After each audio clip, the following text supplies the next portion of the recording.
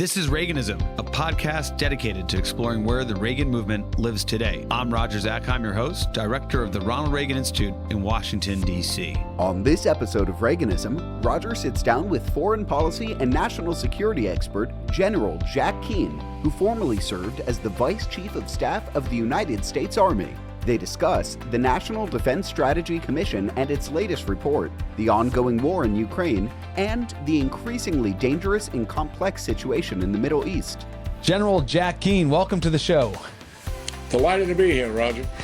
Well, our viewers and listeners no doubt are familiar with you as a leading voice on America's national security and defense issues, often seen on Fox, of course. We recently served together on the National Defense Strategy Commission, second time over. Always an honor to be in the room with you as we look at our national defense strategy and assess their strengths and weaknesses. And I want to start our conversation today just on that topic. And just for our viewers and listeners, this was a commission, again, Congress mandated in law to review a national defense strategy of the Biden administration. And they've been doing this for years now. Every national defense strategy, there's an outside review. General, can you give us your overview of what the findings were, and particularly the findings that you feel are most important to highlight? Yeah, well, I think the findings are quite alarming because, as you pointed out, you and I and one other person were on the previous Congressional Commission that looked at the National Defense Strategy some 5 years ago. And we found the situation of the 22 National Defense Strategy, the situation is actually more grave. And we're a bipartisan commission, and frankly, we're all alarmed by it. And we believe that the global security challenges the United States are facing today, we've not seen on a similar scale since the end of World War II. Given the fact that Russia, China, Iran, North Korea are collaborating and cooperating together, coordinating together, and they see a time when American leadership, in their minds, is perceived to be weak. And as such, there's vulnerabilities and opportunities for them. And it's indisputable that China, Russia, Iran have all become more aggressive, actually to include even North Korea. And that has increased the threat to the security of the American people. And testimony to that certainly is the fact that we have three geographical areas of the world where the United States has vital national interest, as indicated by the national security strategy of the previous administrations, Trump and Biden both. And we have war in two of those, obviously in Europe, where Russia invaded Ukraine, was not deterred, and Iran has operationalized all of its proxies in the Middle East to drive the United States out of the region and to destroy the state of Israel. And President Xi, over the last 3 or 4 years, has increased his aggressiveness and is threatening war in the third region. Those are the realities of what we are facing. And when we analyze our capabilities to deal with war, even in the Indo-China Pacific theater, where the United States has had a decided advantage for decades, we have lost that decisive advantage. The PRC's military has the advantage over the United States and our allies and partners, and it has clearly swung in their direction. And I want to just kind of quickly get context for viewers and listeners, because one of the things that's so unique, General King, that you bring to the table is not only do you have that geopolitical sensibility and expertise and understanding what's going on from a strategy standpoint in terms of the threats we face and what we need to do to counter them. You know, as former Vice Chief of Staff of the U.S. Army and a decorated career in the military, you also understand what's going on the capability side. And so, you know, I always look to you to to really give us a clear assessment of what we can and can't do, where we have strengths and weaknesses. And for you to say, and I concur with this, and as you note, the entire commission did, that, the United States has lost the advantage in the Indo-Pacific, that in terms of what the PRC's military capabilities are, I mean, they're substantial, and it isn't where we were, 2 decades ago, where we had military superiority. I mean, we are at best have parity with the PLA, and in some domains, it's probably inferior. I mean, that's the assessment of the commission, but important to me, that's your take on it. Yeah, and just to deal with some specifics in dealing with the PRC and the Indo-Pacific region, I mean, if you name a platform, they have more of them. So when it comes to surface ships, they have considerably more of them, and they're a modernized fleet, and they're building 8 to 12 ships a year, and we are challenged to keep pace, much less catch up. Offensive missiles dominate the theater as a result of it. Anti-ship missiles dominate the theater, so much so that if we brought our carrier strike group maritime forces closer to the Chinese continent, so where they could be effective to deploy the F-35 stealth fighters, which had the capability to penetrate Chinese air defenses, and also use our cruise missile systems at distance, all of those ships would be vulnerable to swarming hypersonic missiles that the Chinese have a decided advantage over our air defense systems on those very ships. And then the Chinese have sophisticated air defense systems themselves. The one place where we have an advantage when it comes to maritime capability are submarines. We do have better submarines, and we have more of them. The problem is we don't have enough to be able to use them by themselves as a deterrence. When it comes to air power, we have more collective air power overall in terms of what is in the theater and what could be reasonably deployed in the theater early on. The PRC actually has an advantage. Now listen, platforms are not the only measurement, to be sure. Right. The skill of our forces, the quality of our capability are also factors.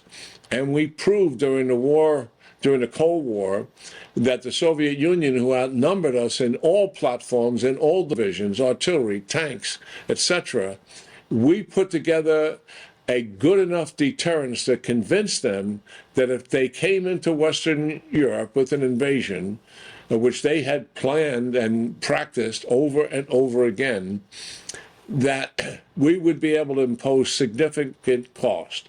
Therefore, we had a deterrent capability. One, we showed them the capability in exercising every 2 years called Reforger exercise, and two, they knew full well we intended to use it because we demonstrated it to them. We don't have that deterrent capability right now in the Indo-Pacific region, and we've got to move with a sense of urgency to get it there. Allied partners are helpful, but they're not enough. We are the indispensable military force that has to provide that deterrence along with our allies and partners. And when you also, go ahead. Yeah, I was just going to say that this is all framed as how do we have and build deterrence, meaningful deterrence that comes in the form of platforms, that comes in the form of also demonstrating that strength, as you just noted. You got to exercise. You have to put kind of what this administration will call campaigning, and the collective findings of the commission was there's not enough of that. Quality is important, but quantity has a quality all of its own. But I want to go back to General Keane, where you started on your articulation, the findings of the commission, and that was these three theaters that our interests are in Indo-Pacific, Europe, of course, the Middle East. That's just a little bit. I want to get your take on what is actually happening presently in Gaza, in Israel on the border with Lebanon and Hezbollah, and more broadly with Iran, and of course Ukraine. Both those conflicts you're a leading voice on, particularly in your purchase chair of the Institute for Study of Warfare. But before we get there, one of the ways that we as a commission wanted to address those areas of critical national interest was discussing what kind of force the U.S. military needs. How are we building our force today? And how should we build it for tomorrow? And that is the kind of inside the Beltway, inside the Pentagon speak, General Keane, of this force planning construct. It's got a lot of attention. Presently, we build our force to prevail in one conflict and kind of hold off another. And we changed that in our recommendation. We said that's out of date in light of a lot of things you discussed. Give us a little bit on the commission and your view, specifically, General Keane, on what kind of force planning construct do we need? What kind of force do we need to have in order to deal with these interests across regions? Yeah, we think it's misguided to have, and conveniently so, to say that, the Indo-Pacific region is our pacing challenge, and when they're actually outpacing us, and not to recognize that because these four countries, China, Russia, Iran, and North Korea, are collaborating, cooperating together, and that is the new news since the previous National Defense Strategy of 2018. The degree that they are working together and how they collectively believe they can take advantage of the United States vulnerabilities. Once you accept that, then you're faced with the reality that we could have war in more than one theater simultaneously, a fact that we have not had since World War II. And as you pointed out, Roger, our force planning construct allows for fighting one war in one theater and deterring war in other theaters. So we believe that that is ill-suited for the global threat that we're facing today, and we have to have a multi-theater force planning construct. And as much as we would like to conveniently say, well, this is the priority theater, and let's put most of our eggs in that basket and we'll be okay, that's not the world that we are facing today.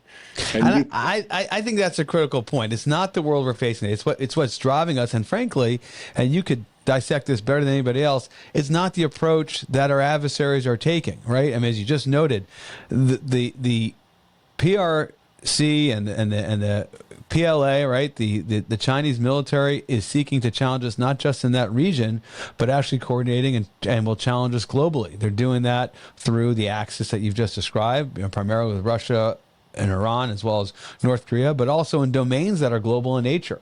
Space and cyber are the most obvious ones, but contesting our logistics, which won't be limited to the geographic lines of the Indo-Pacific Command. And so the notion that somehow we can prioritize one theater and kind of address the other challenges and threats elsewhere, not only does it not make sense with respect to our interests in those other theaters, it's actually not the way the adversary is gonna engage us. Yeah. Give me your take on that. Yeah, that's absolutely the case, and you can see this cooperation taking place quite vividly. China is the major financier of what is taking place with Russia's war in Ukraine. They have helped Russia to sustain their defense industrial base. They are not providing end-state platforms like an artillery piece or like a tank, but they are providing much of the components and other ingredients to go into weaponizing their defense industrial base, providing the things necessary to create ammunition, and then providing all the other things that are necessary to sustain a complete army on the battlefield, which in many cases is huge by comparison to just the weapon end state itself.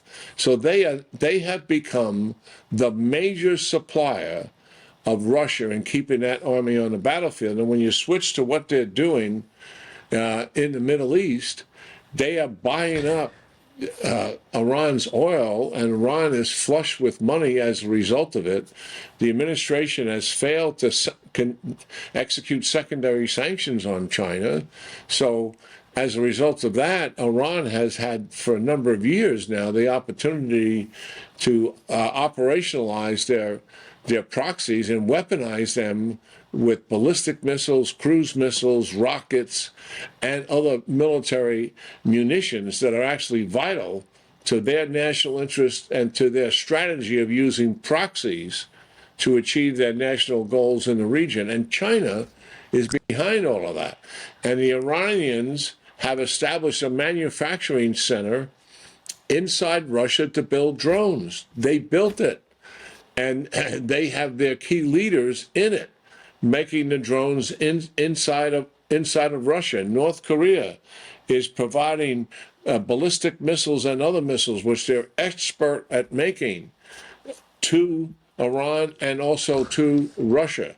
They're also providing hundreds of thousands of artillery rounds to Russia, and also the end state platforms themselves. So the degree of cooperation here is pretty significant. And when we look at it and see if war broke out in the Indo-Pacific region, it's highly likely, because our adversaries recognize full well that the United States would be absolutely stretched too thin to be able to deal with a major adversary in the Middle East and a major adversary in Europe, despite NATO. The United States is the indispensable military force in NATO, no one close to us. Right. All the rest of them matter, but we are indispensable. And they know full well that we would be vulnerable to a multi-theater war, and likely challenged to be able to win a multi-theater war. And it's that it's that assessment, which actually I think many analysts would agree with, that the U.S. would be stressed and stretched to do a multi-theater conflict. The question is what you do about it. The critique of our commission's findings is you got to choose, that it's not really feasible for the United States to do a build-up, to not just improve the quality, but you need to increase the quantity and the lethality of the force, so you could not only prevail in a conflict in one region, but also deter and, if necessary, prevail in another. Some say that's foolhardy, that it's not realistic. That's clearly not where we landed. We look at it as, no, that is currently the United States' objective, and a president of the United States, in some respects, would choose not to fight in one region if he or she would have to give up in another. And what it really resounds to is ultimately the United States ceding territory because we're unable to maintain our interests in another theater. They might give up the interest and try to concede and negotiate an outcome against that's not optimal for us in the theater of conflict. Give me your take on that. No, that's absolutely the case. I mean, the current plans are that China is the patient and that's the priority theater, that they get most of the resources.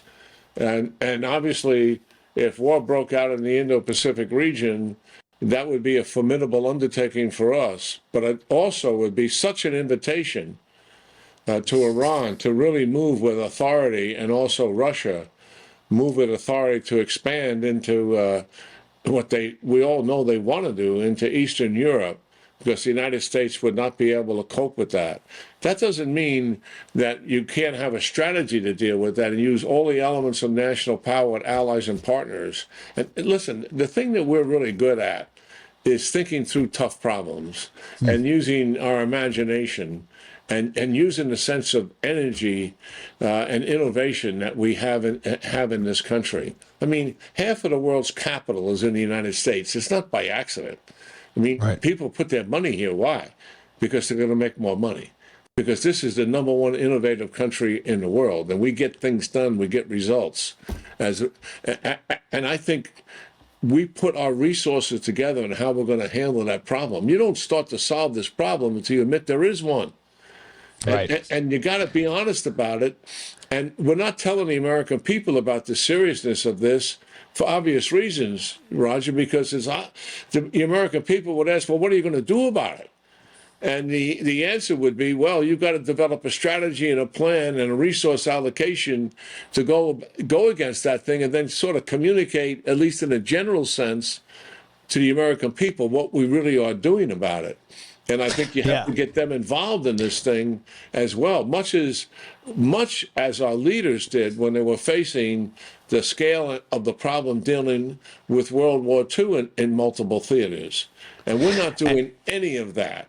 And I think because the leadership believes it's kind of a political third rail, and they don't want to go near it. I disagree with that. Our commission disagrees with that. One of the conclusions the commission has made, and we have some energy about this, is we gotta talk to the American people and get them to understand the seriousness of what we're facing. It's not discussed in State of the Unions. It is discussed by our intelligence chiefs, who 4 days after the last State of the Union came together and provided an assessment along the lines that you and I are discussing right here, that we are facing the most serious threats we have faced in decades in multiple theaters in the world today, and they named the same 4 countries that we're discussing here today. This is the administration's intelligence chiefs. But the President of the United States said the same thing. I mean, you mentioned the State of the Union address, and there is this huge yawning gap between the statement in terms of the threat and the challenge we're facing and what we're what we're prepared to do about it. President Biden, in his last State of the Union address, his reference is the most dangerous time since the Second World War. That was the last time, as you noted earlier, you're facing the challenge in 2 theaters of the world. That is a significant statement coming from the commander-in-chief. Yet, President Biden, the Biden administration, has approached national defense by treating it at the same levels in terms of resource allocation as after the Cold War during the Clinton administration. And that's where we landed as a commission. It doesn't add up. Either we're living in the post-Cold War era of American supremacy, in which case the current resources and strategies are appropriate, or it's what President Biden said, and it's truly the most dangerous time since the Second World War, and our behavior should reflect that. And that's really what I think where the commission came down. Right? You got to respond to the environment, not just simply say there's a problem, blinking red, and do the same or less about it.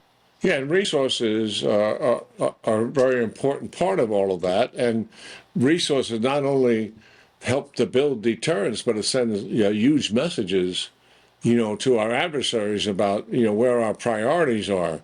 And as you noted, I mean, during the Cold War, we were on average pretty close to around 6% of GDP, and we're sitting pretty flat right now, given inflation at around 3%.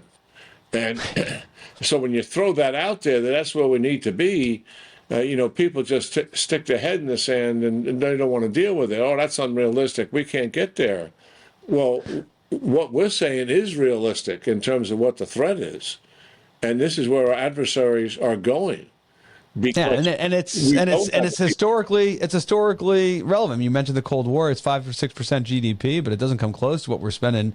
Another moment, like the Korean War, where you're dealing with double digits, 15%, which is another analogous era. Yeah, and then of course, if we have to get involved in a conflict or multiple conflicts, what we're going to spend on that is actually extraordinary. It'll double, triple. What we're doing right now. After all of what we're talking about on the National Defense Strategy Commission is trying to prevent a war. We're not looking to fight one. We want to prevent it from happening, and that is cost savings, even though you have to spend more. But a couple of other things that we're jumping up and down about and making people understand is we've got to fix the business practices inside the Department of Defense. And we can't continue with these ossified, antiquated practices that many enlightened secretaries have tried to fix. We really got to get after this once and for all, collapse these cycle times, get the risk aversion out of these processes, and make them look more like what is taking place in the private sector in terms of getting an idea to a product and putting it in. Let me follow up on that one, General Keane. We're with General Keane, Jack Keane, former Vice Chief of Staff of the U.S. Army, a member of the National Defense Strategy Commission, Chairman of the Institute of Study of War, also on the Defense Policy Board. You talk about what we need to do in terms of reforming the way the Department of Defense operates and acquires and deals with the urgency of the problem that you've so eloquently outlined. I mean, you're a veteran of of the Army. You've been the inside of the building as Vice Chief of Staff of the Army. You've seen and the difficulties in managing the bureaucracy and getting a program through all the steps. I mean, it is hard. For those listening and watching who are like, well, if it's going to take the Department of Defense to improve its practices and look like the private sector and the commercial sector, we've lost already, a cynic might say. We're not going to get there. Have you seen anything that gives you some confidence, General Keane, that actually we can do it, that the Pentagon and the military could use best-in-class commercial processes from manufacturing to technology to deliver to the warfighter? Yeah, I'm absolutely convinced we can. One, we did it once before when the scale of the problem was quite significant during World War II, and we had people with an imagination and innovation to do it. After all, we weren't even close to being one of the best militaries in the world at the time. The Army was below 300,000. The Navy was nowhere near what it had to grow into. And we put together something that was quite formidable. And we did it on the backs of American ingenuity, innovation, and commitment. When you look at what happens in our private sector to this day, and the efficiencies and effectiveness that they're able to achieve in such a short period of time, we just have to flat bring those in and modernize our business practices in the Department of Defense. So our audience understands, if we're going to build, let's say, a new tank, all right, and we've decided this is the new tank we're going to build. So we turn that over to the system that's going to communicate to the defense industry on building that tank. And we call that a program of record. We immediately go to this process that builds into it no risk. So it elongates the time out to make certain that all of these little steps are taking place, that there's review after review after review, that there's quality this and quality that. And we drag the process out. It has to do with schedule. It has to do with performance. It has to do with cost. And then on top of that, the services, the four services, decide, well, a year or two has gone by. I got a better idea. We got to put this other thing in on it. Okay. So then that takes all the risk aversion, it goes into the process, elongates the process. And what should be done in the commercial industry, similar, in a few years, is taking 10, 12, 15 years. By the time we get the system, there's already opportunity based on technology. Anything out there that gives you hope that we could do that? Because you describe the problem well. You know this the institution better than anybody else. Are you seeing any kind of sparks of hope? Well, there is hope. I mean, the Defense Department right now has got a development and innovation group that they put together, connect the commercial industry. They've got the right ideas. They're talking to the right people, and they've got to bring that into the department and change it. But it takes forcible change. What you really need here is, we've seen this in the private sector. A company is challenged significantly. It may have been a major automotive company at one time that's not doing so well, or may have been a smaller tech company, and they bring in a CEO with new management to do a turnaround of that company. From the top down, drive all the processes and systems that need to be done and measure and hold everybody to those results and effectiveness. That kind of top-down leadership is what is going to be needed to get there. There's no other way that you can do it from the bottom up. It's too big. It's too hierarchical to get there. And the other thing is, we need it, and we don't want to wait for a conflict to get there. That's the challenge. And we gotta connect to the commercial. We have the defense industry, and we've pared them down from 55 major defense industry companies to 5. And we did that because of the peace dividend and the collapse of the Soviet Union. So they're a lot less flexible. They got workforce issues and the rest of it. We have to connect to the commercial private sector that's non-defense to get them involved in this problem. And that takes national leadership also to be able to get this involved, because doing business with the government, as I just described, is challenging. And It not is every, challenging. and not every private sector CEO out there who's being measured by the bottom line, profit and loss on a quarterly basis, want to connect to the government. Even though the contracts are lucrative, they don't want to put up with the process.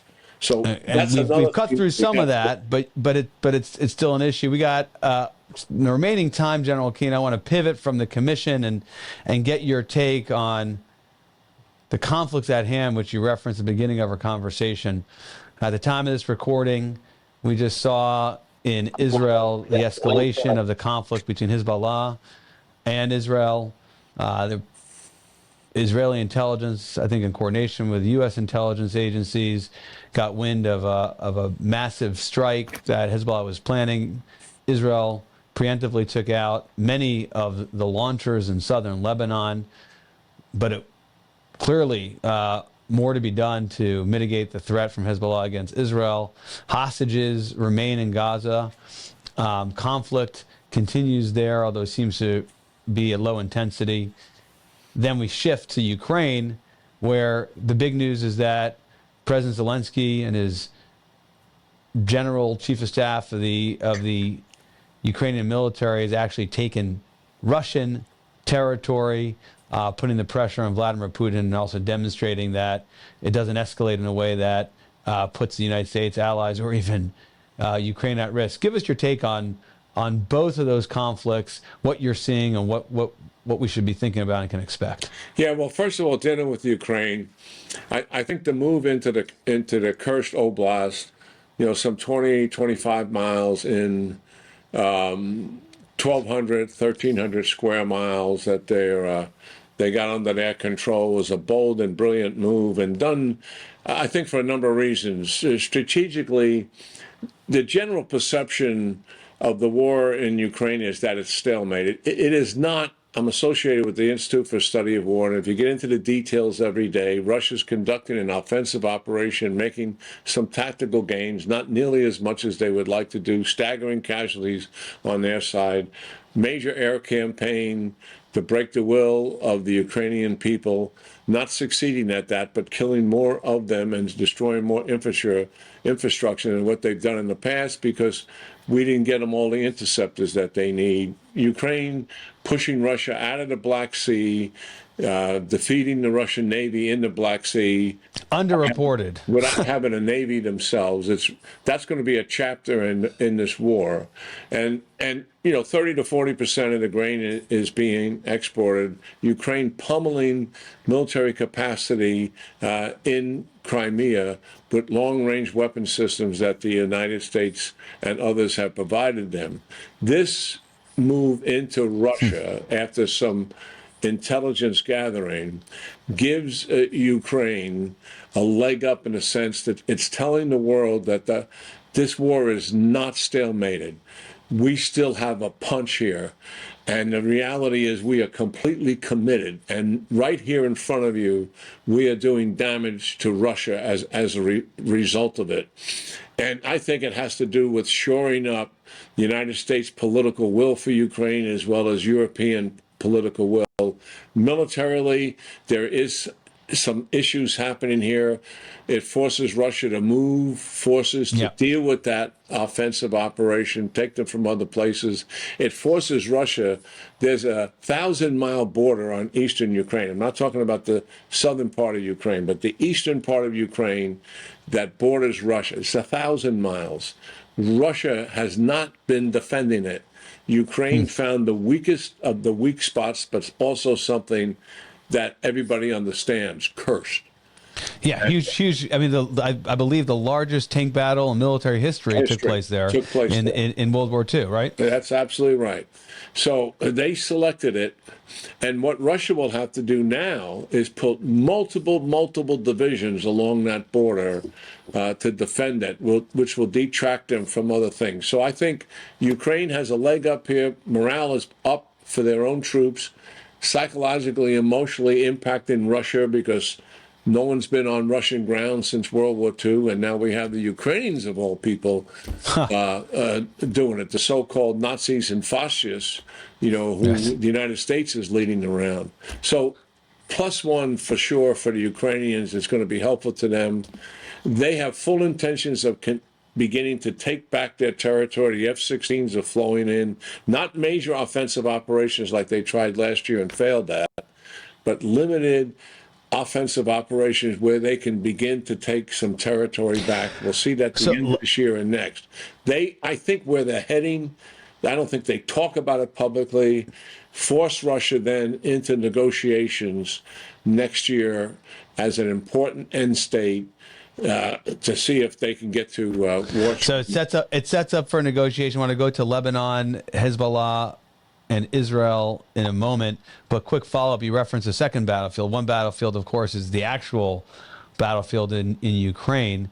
But then there's the battlefield in Washington, D.C., and the support, critical support that America has given Ukraine. What's the next decision point there? How long does Ukraine have before it needs to go back to its allies and friends to be able to keep the pressure on Russia and set up, as you suspect, a negotiation from strength? They're going to need another supplemental passed in December from the United States, an additional sustainment coming from the Europeans, and that commitment, has got to be there. We're going to go through an election here, so we'll find out where the political will is. But I think this operation that's being conducted has a lot to do with shoring up that political support. Last point is the political support. Quite interesting. If you listen to Speaker Johnson, I know we engaged with him in the past. He talks about the last measure that went through the Congress where the U.S. gave security platform, assistance, U.S. platforms to Ukraine. Subsequently, he didn't take a political hit for it. In fact, that was something, in his experience, he got support from when he went around the country, whether it was stumping for Republican candidates or other events he was engaging in.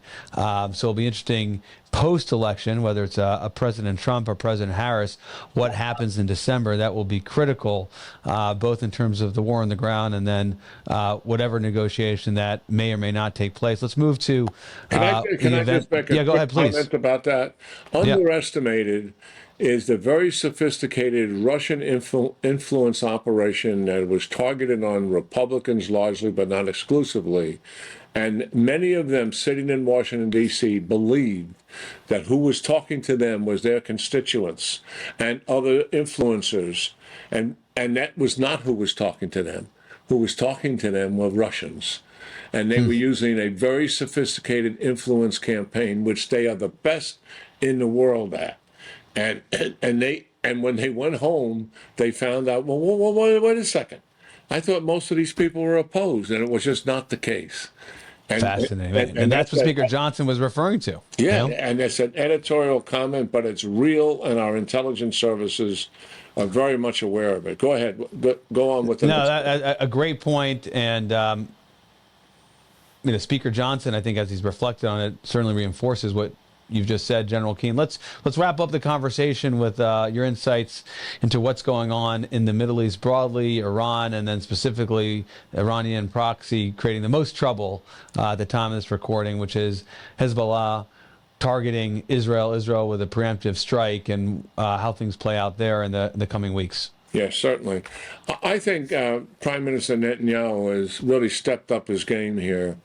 He made an intent to go after Hamas, Hezbollah leaders, and also to impact Iran as a result of all of that.